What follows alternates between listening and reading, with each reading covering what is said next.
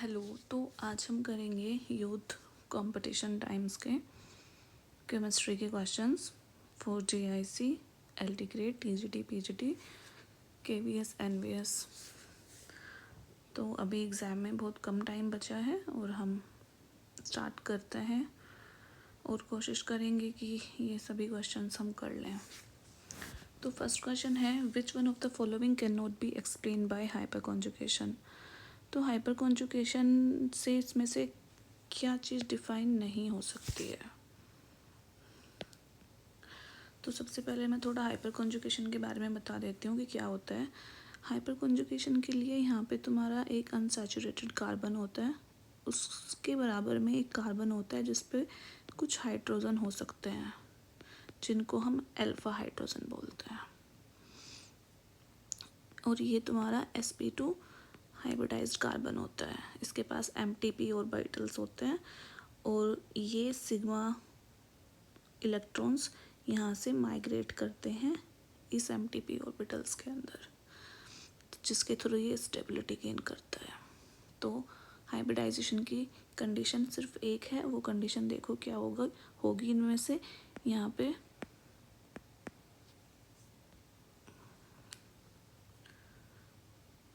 एक सेकेंड, यहाँ पे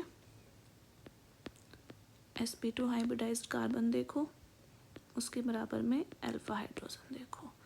यहाँ पे ये अनसैचुरेटेड सिस्टम है, वो तुम्हारा कार्बोकैटायन हो सकता है sp2 हाइब्रिडाइज्ड और फ्री रेडिकल हो सकता है sp2 hybridised.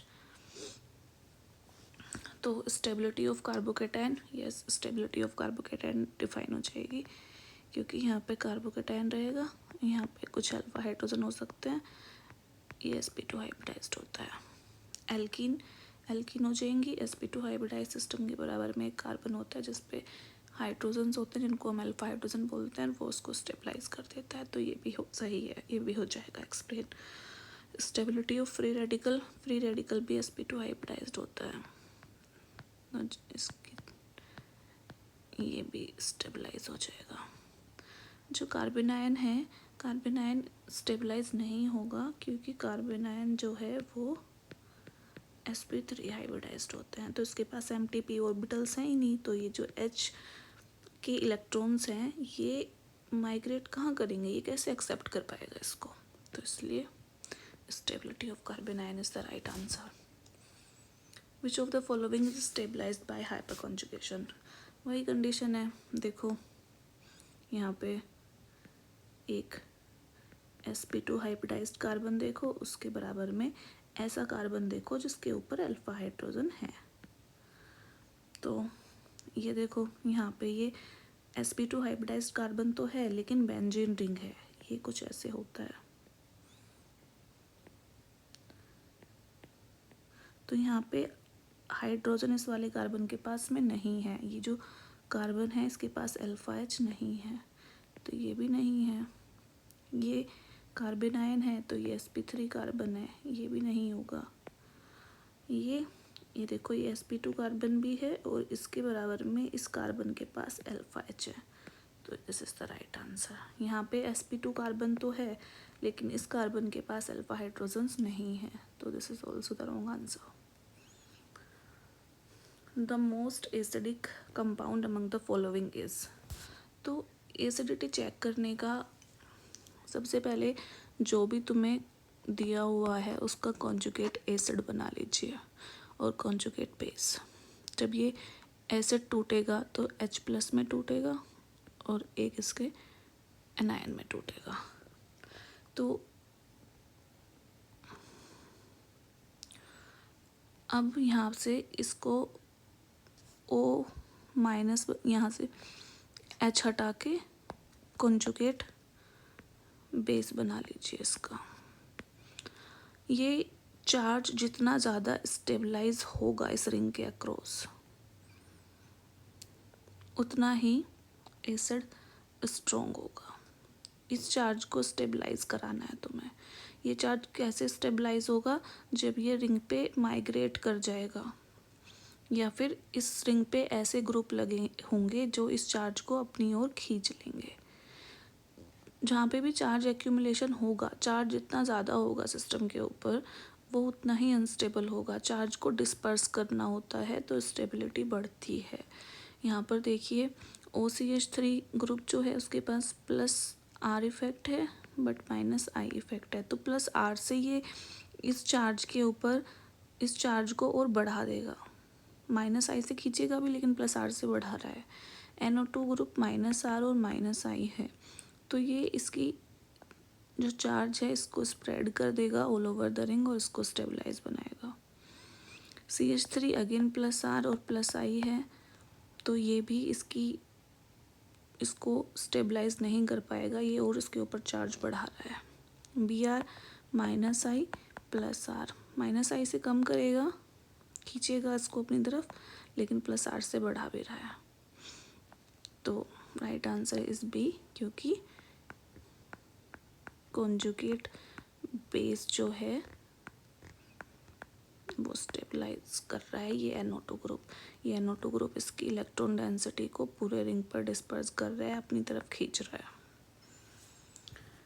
Which one of the following is stabilise by hyper conjugation? Again वही sp2 कार्बन और उसके बराबर में अल्फा H नहीं है, sp2 कार्बन अल्फा H, यहाँ पे तो sp3 कार्बन है, sp2 कार्बन अल्फा H, यही सही आंसर है, यहाँ पे अल्फा H नहीं है। विच of the following statement is not correct? तो इसमें हार्ड और बेस का कंसेप्ट लगा हुआ है, और ये मैं तुम्हें समझाती हूँ कि जब हम पीरियोडिक टेबल में यहाँ से इधर जाते हैं लेफ्ट टू राइट, तो क्या होता है, लेफ्ट टू राइट जाने पे एटॉमिक साइज कम होता है, तो ये हार्ड होता है, जिसका size is inversely proportional to hardness. जिसका जितना छोटा साइज होगा वो उतना हार्ड होगा, और ऊपर से नीचे आते हुए हार्डनेस डिक्रीज होती है। क्यों? क्योंकि साइज बढ़ता है। तो देखो Cu plus ion behave as a harder acid than Mn+2। जब हम 3D सीरीज में आते हैं D ब्लॉक के अंदर, तो Mn हमारा D5 होता है और Cu D10 होता है। तो ये वाला जो साइज़ है इसका, यहाँ पे Cu होता है और Mn यहाँ होता है, तो Cu का साइज़ जो है वो छोटा होता है, तो Cu behave as a harder acid. Yes, Cs plus ion is harder acid than Li। जब हम पीरियडिक टेबल में ऊपर से नीचे आते हैं तो सीजियम यहाँ होता है, लिथियम यहाँ होता है, और अभी मैंने बताया कि जितना साइज़ छोटा होगा उतना ही हार्ड होगा। Hardness is inversely proportional to size. So caesium का जो साइज़ है वो बड़ा है तो हार्डनेस क्या है, कम हो जाएगी। तो Cs plus ion is harder acid than, नहीं, Li ज़्यादा हार्ड होगा क्योंकि Li का साइज़ छोटा है। तो ये एक्चुअल में ये गलत है, लेकिन उसने गलत ही पूछा है, तो आंसर के अकॉर्डिंग यही ठीक होगा। NH3 is harder base than this. तो बेस की जो कंडीशन होती है वो होती है कि वो अपने इलेक्ट्रॉन डेंसिटी को डोनेट कर दे। अब यहाँ पे क्या है, एक बेंजीन रिंग लग गई है, तो ये इलेक्ट्रॉन डेंसिटी इसके साथ रेजोनेंस में चली जाएगी और देने के लिए उतना अवेलेबल नहीं होगी। तो अगर बेस अपनी इलेक्ट्रॉन डेंसिटी नहीं दे पा रहा है तो उसका मतलब वीक बेस है। तो NH3 is harder base than this obviously, क्योंकि NH3 के जो इलेक्ट्रॉन्स हैं वो देने के लिए अवेलेबल हैं, वो रेजोनेंस में या किसी और एटम के पास नहीं जा रहे हैं शेयरिंग में। यहाँ पे देखो, यहाँ पे 2 बेंजीन रिंग लग गए हैं, तो ये सॉफ्ट बेस हो जाएगा, क्योंकि अब इसकी पहले तो एक ही बेंजीन रिंग पे जा रही थी, अब 2 पे जाएगी। तो ये भी सही स्टेटमेंट है, लेकिन उसने गलत पूछा है, तो गलत है B. The above mention compound is precisely termed as. तो ये बहुत अच्छा बेस है, इसको जहाँ पर भी H दिखेगा ये ले लेगा उसको, तो ये प्रोटॉन स्पंज की तरह काम करेगा।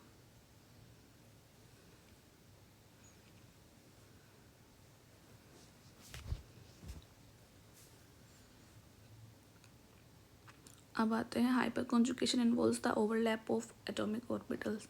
तो हाइपर कॉन्जुगेशन के लिए यहाँ पे एक sp2 कार्बन होता है, उसके पास एम्प्टी p ऑर्बिटल्स होते हैं। यहाँ पर एक कार्बन होता है जिसके पास अल्फा H है, तो ये सिग्मा बॉन्ड है, तो ये सिग्मा इलेक्ट्रॉन्स हैं। ये सिग्मा इलेक्ट्रॉन्स कहाँ मूव कर रहे हैं, ये एम्प्टी p ऑर्बिटल्स में मूव कर रहे हैं, तो sigma two H, sigma two P, sorry sigma two H नहीं, sigma two P, this is. और इसको हम सिग्मा टू पाई भी बोल सकते थे, but sigma two pi option में है ही नहीं।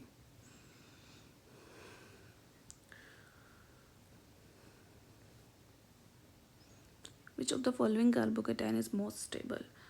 So this carbon is most stable क्योंकि ये वाली रिंग जो है ये हाईली स्ट्रेन्ड होती हैं, तो इस वजह से इसका एसिडिक कैरेक्टर सबसे ज़्यादा होगा।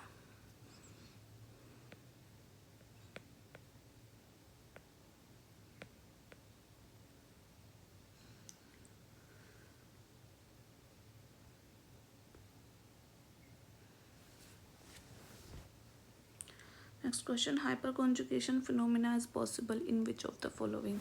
वही कंडीशन है, देखो sp2 हाइब्रिडाइज्ड कार्बन देखो, उसके बराबर में कार्बन देखो जिसके पास H है, जिनको हम अल्फा H बोल रहे हैं। इस वाले कार्बन को देखो, इस वाले कार्बन के बराबर वाले कार्बन के पास अल्फा H है, बट ये वाला कार्बन जो है ये sp2 हाइब्रिडाइज्ड नहीं है।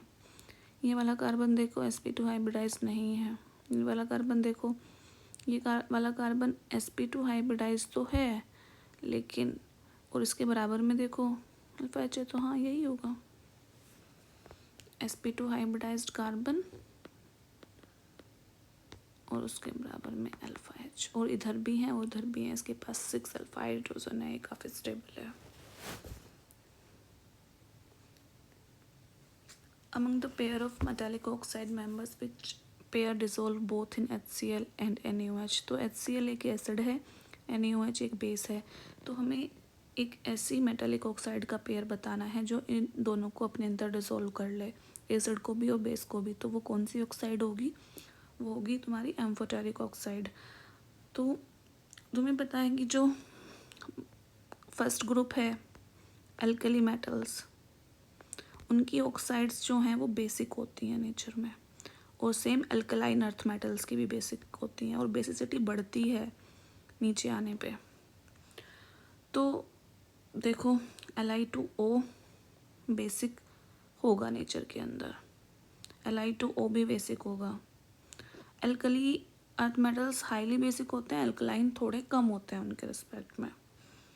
तो BeO जो है वो अल्कलाइन अर्थ मेटल की ऑक्साइड है, ये बेसिक होती है नेचर, ये एम्फोटेरिक होती है नेचर के अंदर, और नीचे आने पे ये बेसिसिटी जो है बढ़ती जाती है। L2O3 ये P ब्लॉक के अंदर आती है, ये भी बेसिक, ये भी एम्फोटेरिक होती है, तो this is the right answer. On continuous exposure to air sodium finally changes to, तो सबसे पहले सोडियम जो है हाईली रिएक्टिव होता है ऑक्सीजन को लेके, इसलिए उसको केरोसिन ऑयल में डुबो के रखना पड़ता है। तो जब हम इसकी रिएक्शन करवाते हैं तो ये बनता है Na2O, फिर दोबारा कराते हैं तो ये बनता है Na2O2, और फिर ये मॉइस्चर के साथ में मिलके NaOH बना लेता है, और फाइनली Na2CO3 में कन्वर्ट हो जाता है। तो इस the right answer. The auto catalyst formed in the reaction of acidified potassium permanganate with oxalic acid at high temperature is.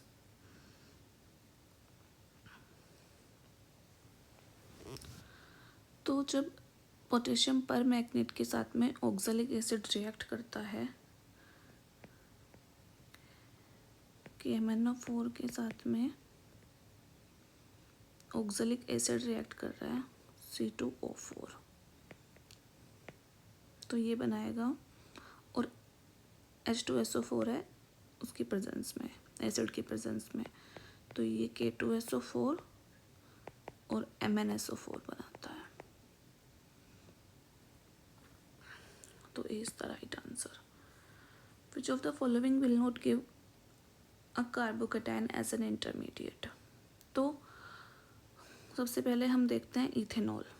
Ethanol होता है C2H5OH। ये वाले जो सबस्ट्रेट होते हैं ये सब्स्टिट्यूशन न्यूक्लियोफिलिक रिएक्शन में यूज़ होते हैं, और SN1 तुम्हारी कार्बोकैटायन से ही चलती है, like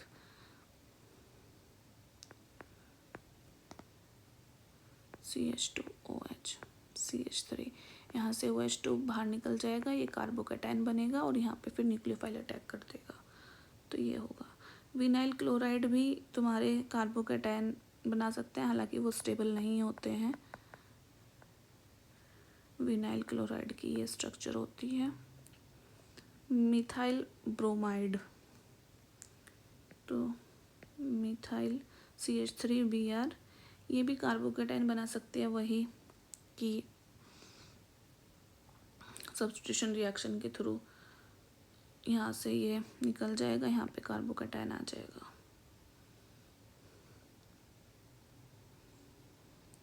ethyl magnesium bromide ETMgBr, ये नहीं बनाएगा, क्यों? क्योंकि ये तुम्हारा देता है एडिशन रिएक्शन, तो यहाँ पे कार्बोकैटायन जनरेट नहीं होता।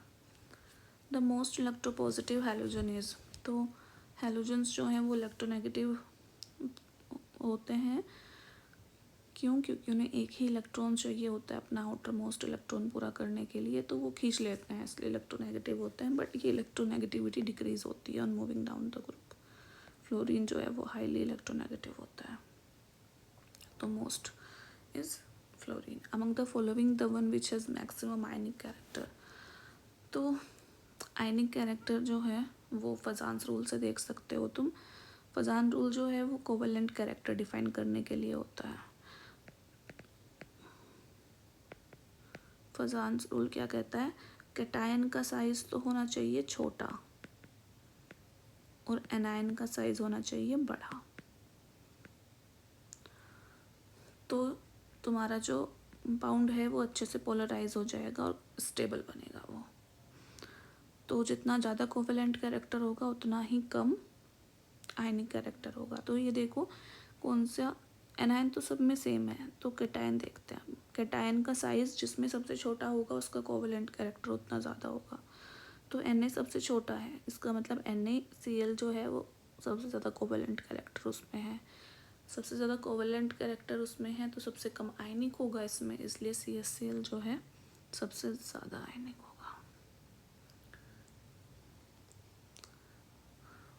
देखो यहाँ पे जो है ETMgBr, यहाँ पे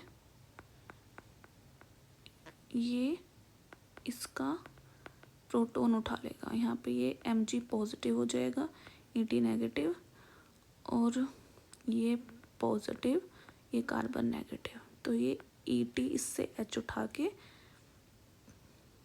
ETH बना लेगा और CH ट्रिपल बॉन्ड C के साथ में MgBr जुड़ जाएगा।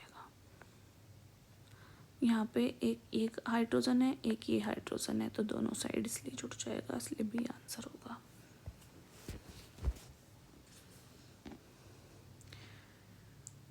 यहाँ पे देखो बेंजीन रिंग है, इसके साथ में CH ग्रुप जुड़ा हुआ है। यहाँ पे ये NH3C2H5O के प्रेजेंस में ये यहाँ से पहले इसका प्रोटॉन उठेगा और ये COOH यहाँ पे ये अटैक करेगा, तो ये बनेगा O-, यहाँ पे ये CH जुड़ जाएगा, ये COH, ये COH, और फिर यहाँ से ये COH जो है वो CO2 बन के बाहर निकल जाएगा और यहाँ पे डबल बॉन्ड आ जाएगी।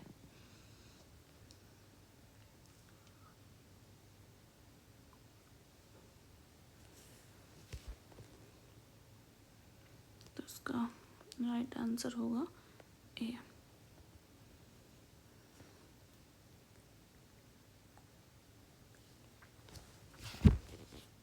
और यहाँ से ये OH भी निकल जाएगा।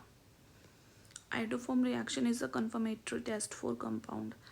सो आइडोफॉर्म टेस्ट जो है वो ये वाले ग्रुप्स देते हैं, अल्कोहल भी देते हैं. तो ये वाला ग्रुप देखो किस में है, क्योंकि जब हम आइडोफॉर्म टेस्ट इसका रिएक्शन होती है I2 और NaOH के साथ में, तो ये CI3 बनता है फाइनली. तो ए इज द राइट आंसर. ये एक कंपाउंड है जो NH2OH के साथ में डाइऑक्साइम बनाएगा. तो डाइऑक्साइम तो दो बन जाएंगे अगर दो कार्बोनिल ग्रुप लगे हुए हैं तो. अब वो कह रहा है एक आइडोफॉर्म टेस्ट देता है और एक टॉलरेंस टेस्ट देता है. तो आइडोफॉर्म टेस्ट के लिए हम वही कंडीशन देखेंगे कि COCH3 ग्रुप है क्या इसके पास. देखो यहाँ पे एक COCH3 ग्रुप तो है, तो आइडोफॉर्म टेस्ट ये भी दे देगा. एक कंडीशन ये है तो आइडोफॉर्म टेस्ट ये भी दे देगा. यहाँ पे दोनों एल्डिहाइड ग्रुप हैं तो ये नहीं देगा, ये भी दे देगा. अब कंडीशन आती है टॉलरेंस टेस्ट की. टॉलरेंस टेस्ट देता है एल्डिहाइड ग्रुप. तो देखो जिसके पास एक CH3 होगा और एक CHO ग्रुप होगा वही दे पाएगा. यहाँ पे देखो CHO है, नहीं है, ये भी नहीं दे रहा है. इसमें तो COCH3 भी नहीं है, इसमें COCH3 है, ये भी नहीं दे पाएगा. तो इसमें CHO है और CO है, तो ये आइडोफॉर्म टेस्ट भी देगा और टॉलरेंस टेस्ट भी देगा.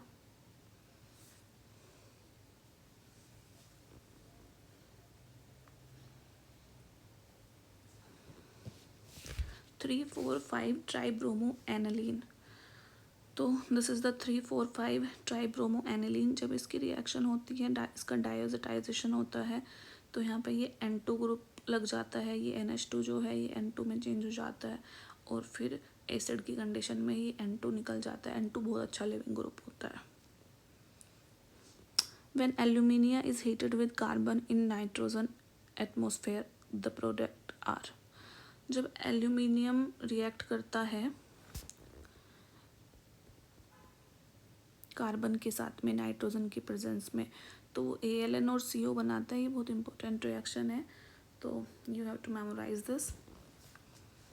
विच is the correct order of stability for the following. So ये बेयर स्ट्रेन थ्योरी के अकॉर्डिंग है.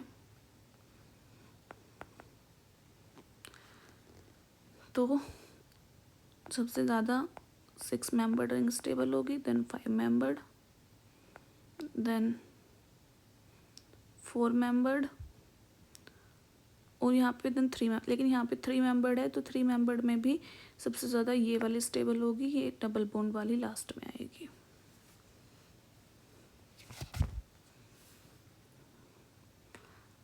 IUPAC नाम का मैं अलग से एक सारे चैप्टर्स में करा दूंगी. तो अभी हम आते हैं नेक्स्ट क्वेश्चन पे. तो CH बॉन्ड लेंथ पूछिए. तो sp3 जो कार्बन होता है, एक sp2 कार्बन होता है और एक sp कार्बन होता है. तो sp कार्बन की ओवरलैपिंग बहुत अच्छी होती है क्योंकि न्यूक्लियस के सबसे पास s ऑर्बिटल होता है. तो इसमें 50% s कैरेक्टर है, इसके अंदर और कम है, इसके अंदर और कम है. तो एस कैरेक्टर जितना ज़्यादा होगा उतनी ओवरलैपिंग अच्छी होगी क्योंकि वो ऑर्बिटल के पास है. तो sp के अंदर सबसे ज़्यादा ओवरलैपिंग अच्छी है, इसलिए जितनी ज़्यादा अच्छी ओवरलैपिंग होगी उतनी ही बॉन्ड लेंथ कम हो जाएगी. तो sp के अंदर बॉन्ड लेंथ सबसे कम होगी, then sp2 and then sp3. तो देखो sp3 के अंदर बॉन्ड लेंथ सबसे ज़्यादा है, sp2 एंड sp. तो D is the right answer.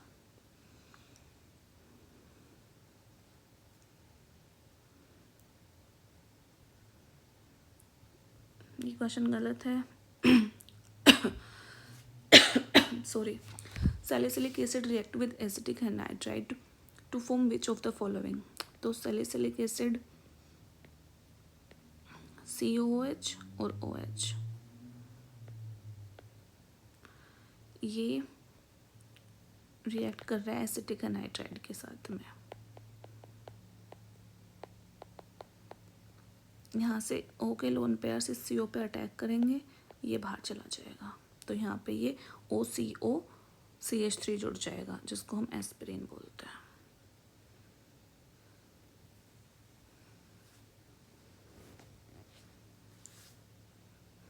Now this is the next question. Among the following, which of the following react with CO2 to produce O2 in closed systems such as submarine? तो ये एक reaction है जो तुम्हें याद ही करनी पड़ेगी कि जब K2 CO2 के साथ में रिएक्ट करता है तो K2CO3 बनता है। स्टेबिलिटी ऑफ फ्री रेडिकल, तो स्टेबिलिटी ऑफ फ्री रेडिकल तुम देख सकते हो रेजोनेंस के थ्रू, हाइपर कॉन्जुगेशन के थ्रू, वही नंबर ऑफ अल्फा हाइड्रोजन। अब देखो इसमें क्या लग रहा है, इसमें एलाइलिक रेडिकल है एक, यहाँ पे ये एलाइलिक पोजीशन है डबल बॉन्ड के रिस्पेक्ट में, यहाँ पे 2 बेंजीन रिंग है, यहाँ पे 1 बेंजीन रिंग है, यहाँ पे 3 बेंजीन रिंग है, तो सबसे ज़्यादा स्टेबल होगा 3 बेंजीन रिंग वाला सिस्टम, क्योंकि ये यहाँ से रेजोनेंस में जाएगा, यहाँ से और यहाँ से। फिर 2 वाला, देखो ऑप्शन कहाँ पे है, सबसे ज़्यादा देखो 3 वाले में है, फिर 2 वाले में है, फिर 1 वाले में है, फिर एलाइलिक पोजीशन है, तो सी इज़ द राइट आंसर।